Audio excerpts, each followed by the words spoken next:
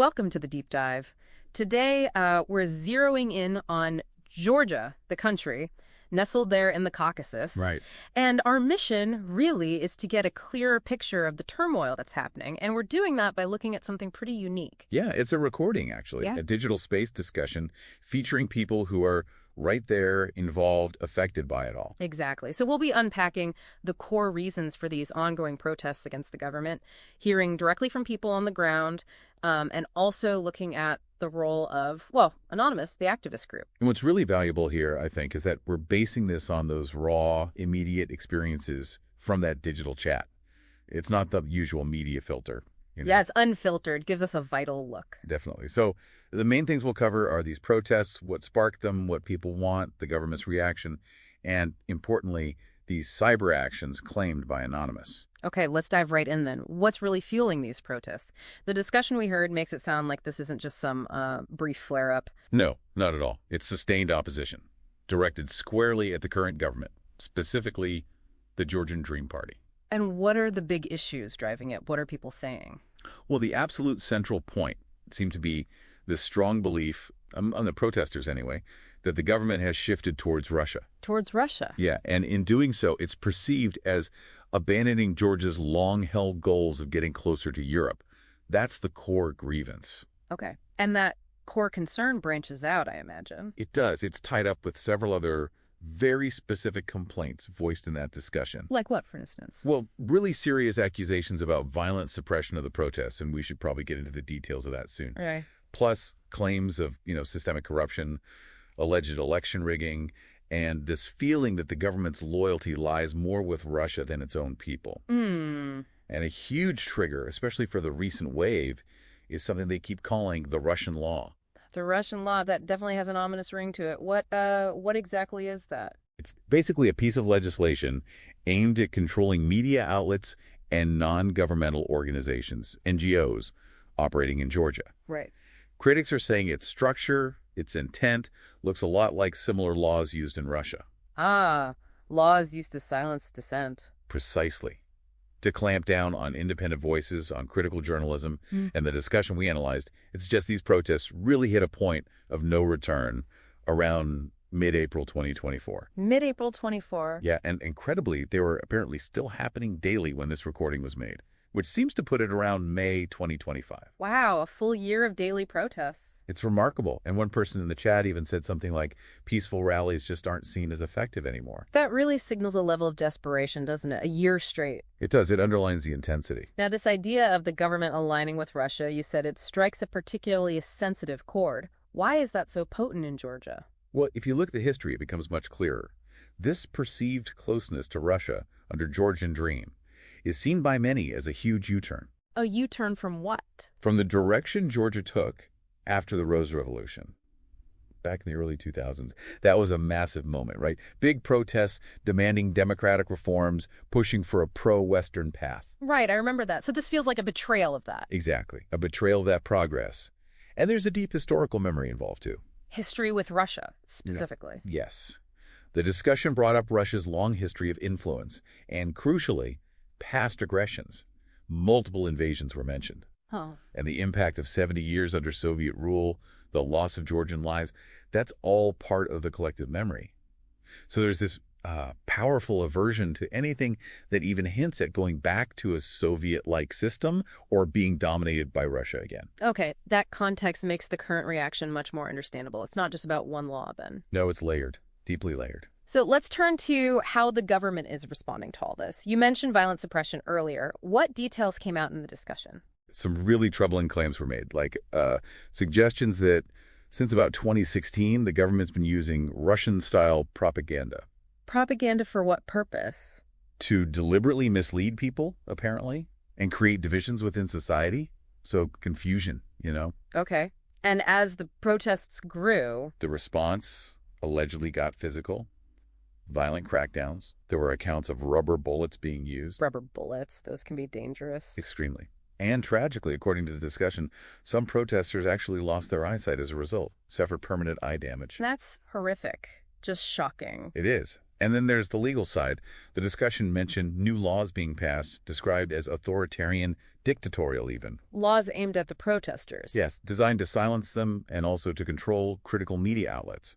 These laws apparently carry threats of big fines, maybe even prison time, just for speaking out against the government. So financial pressure and the threat of jail. Exactly. And beyond that, claims of widespread government surveillance.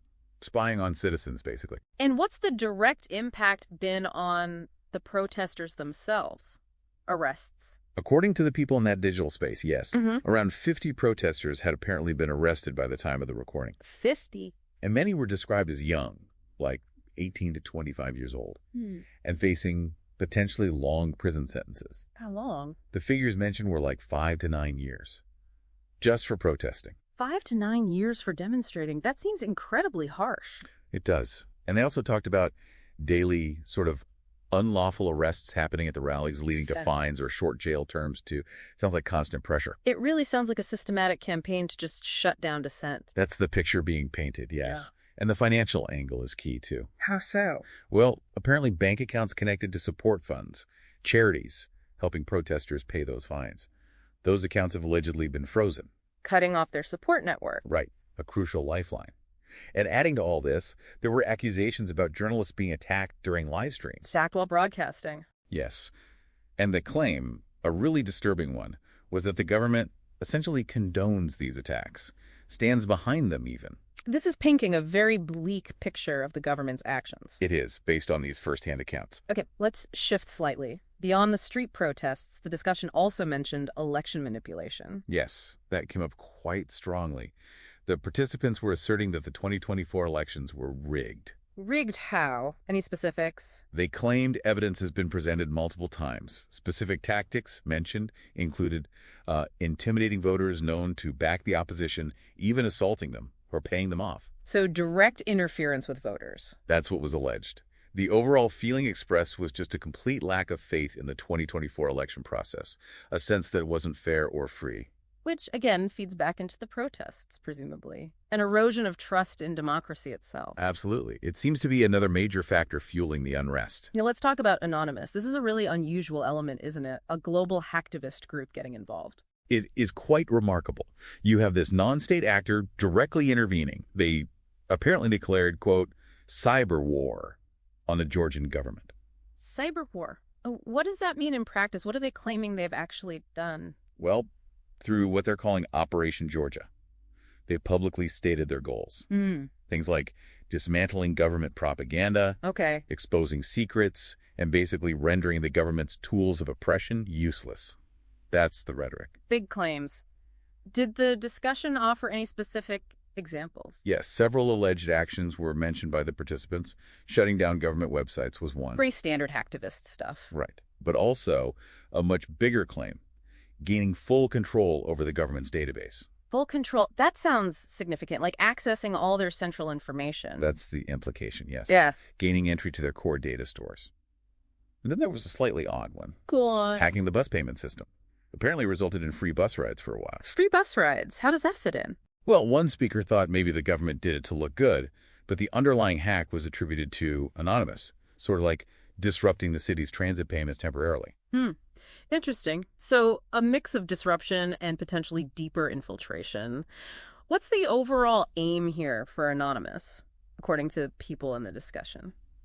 They seem to believe Anonymous is working to expose the government's alleged crimes, to directly fight back against the Russian propaganda and disinformation they feel is flooding the country. Counter-propaganda via hacking. Essentially. Taking down a major pro-Russian Facebook page was cited as one specific success. Right. And there's this clear sense from the speakers that the Georgian government is, well, terrified of Anonymous. Terrified? Why? Because Anonymous operates outside their control, right? They can't easily stop them or manage them using their usual methods. And how are these actions by Anonymous viewed by the protesters themselves? Are they welcomed? It seems so, at least by the people in this discussion. For some of them, Anonymous stepping in feels like a form of justice. Yeah, like justice being served because they feel the official justice system within Georgia isn't independent or working properly. So there's definitely appreciation for the support Anonymous is offering, challenging the government in ways traditional politics apparently hasn't managed. It really highlights this complex interplay, doesn't it? Traditional street protests combined with cyber activism. It's a fascinating dynamic. Now, the discussion also touched briefly, I think, on the arrest of a young hacker in Georgia. What was that about? Yeah, one person shared a personal story. They'd been arrested for activism in the past and talked about how the media coverage was really negative, really biased against them. Okay. And they drew a direct line from that experience to the recent arrest of an 18-year-old hacker in Georgia. There was real concern about the lack of clear, unbiased info about that arrest in the media, too. So the worry is history repeating itself, that this young person won't get a fair hearing in the press. Exactly. That seems to be the underlying fear that their side of the story won't be told, reinforcing this perception of biased mainstream media. Which really underscores why hearing diverse perspectives, like the ones in this digital space, is so important, which is what we're trying to do here. Precisely. Okay, so let's try and synthesize this.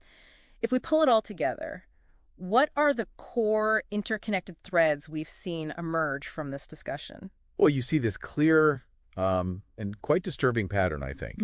You've got the widespread protests driven by this perception of a pro-Russian authoritarian government. Right.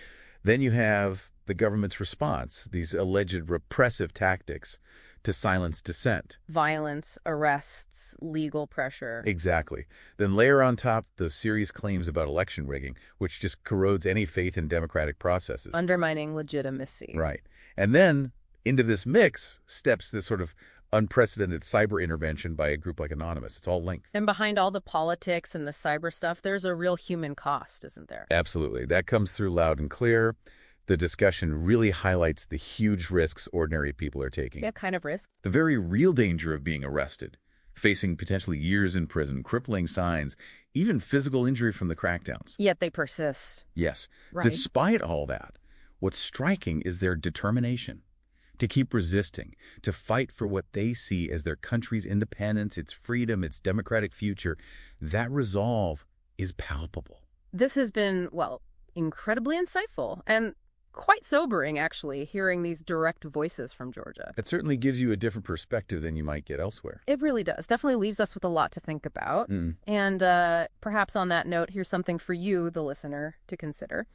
Given what seems like a breakdown of traditional ways to seek change, legal avenues, political channels in this specific Georgian context, what are the bigger implications when non-state actors like Anonymous get involved in these kinds of conflicts? Yeah, what does it mean globally? Right. What does it tell us about how information and power are shifting worldwide when cyber activism becomes such a visible, potent force in these geopolitical struggles? It's a question worth mulling over long after we finish this deep dive.